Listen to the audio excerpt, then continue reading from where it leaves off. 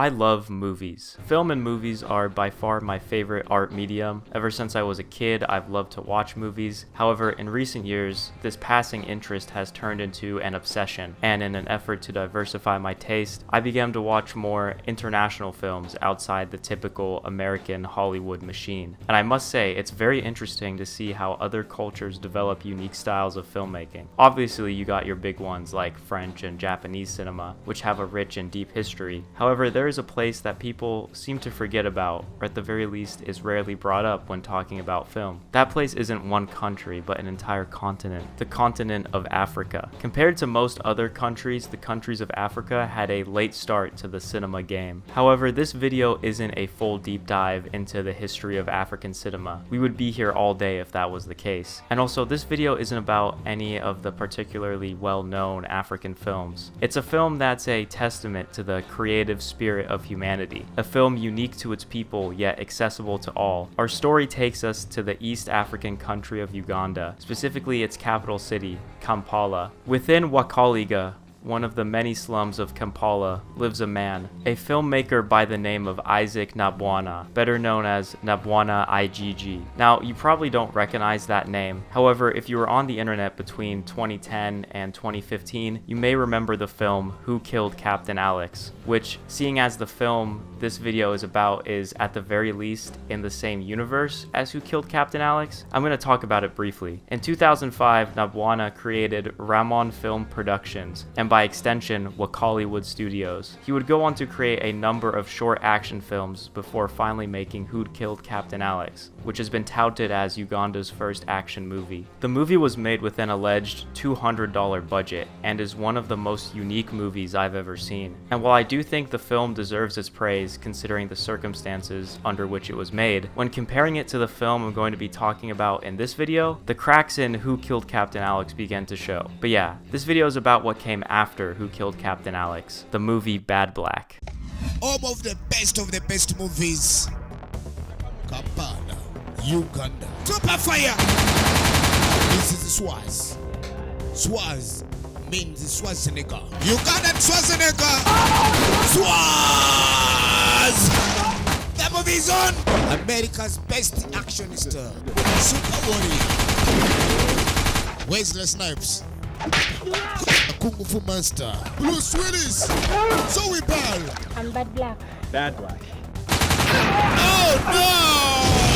This video isn't really going to contain any spoilers, and while it's partly due to me obviously not wanting to spoil the movie, it's also because explaining what actually happens in Bad Black is surprisingly difficult. However, at the same time, I think this movie's plot is extremely well written and developed. There are so many different threads and characters that all connect together in a very complex and frankly impressive way. The writing of Bad Black shows that no matter the budget, true human creativity will shine through. The best way I can describe the plot is this. Bad Black is about the character Bad Black, an orphan who was a part of a gang as a child. Later in life, she takes over the gang that raised and abused her. The rest of the movie follows various characters and their encounters with Bad Black, which continues to escalate and escalate. I mean, almost every character in this movie connects back to Bad Black in some way or another. The writing and plot isn't the only thing that Bad Black gets right. The action in this movie is insane. Most low-budget movies, and I mean low-budget movies, like student film budget movies, fall into three main categories for me: documentaries, comedies, and horror films. I think all these genres are really easy to pull off with a lower budget because they don't require many effects and can rely more on tight writing and less on over-the-top special and practical effects, which are common among more action-oriented films. In Bad Black, however, it seems all the actors are trained in some sort of martial arts, as all the fight scenes are fully practical. The choreography is genuinely so impressive. The fights also have very few cuts, making the action that much cooler. The action, like the writing, shows that no matter the budget, raw talent and the creative human spirit will shine through. While I do have more praise for this movie, I'm going to talk about one of the most jarring additions Bad Black has, and it will either make or break the movie for you. Of course, I'm talking about the video Joker. The video Joker is something I believe is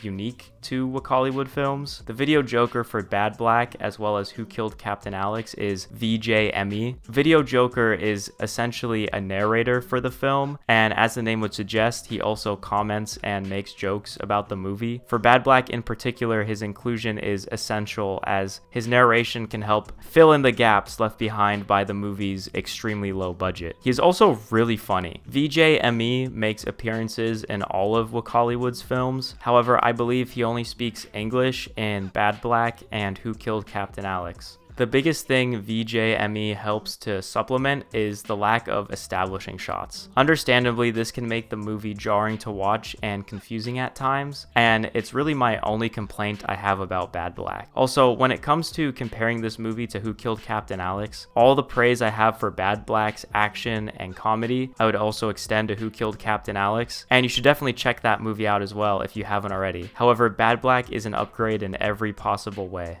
I've talked a lot about Bad Black as a movie, but now I'm going to zoom out a bit and look at its place in the history of African culture. To start, Bad Black's very existence challenges many Eurocentric viewpoints. For centuries, Africa was described as the dark continent, and that nothing of value came from Africa or can come from Africa. Many people still believe that due to many of the countries in Africa being poorer or less developed than the rest of the world, they are incapable of creating art, period. Another way Bad Black is unique is that it is entirely created by and distributed by the people who created it. Much of African art is on display in museums in countries outside of Africa, and even many African films are preserved by Western entities like Martin Scorsese's World Cinema Project. I'm not saying that the World Cinema Project is like stealing art or anything. All the films have been given permission to be restored, but Bad Black and Wakaliwood in general's success was all homegrown. It is proof that there is in fact a market for independent African cinema without the backing of bigger Western names. I've avoided spoilers in this video because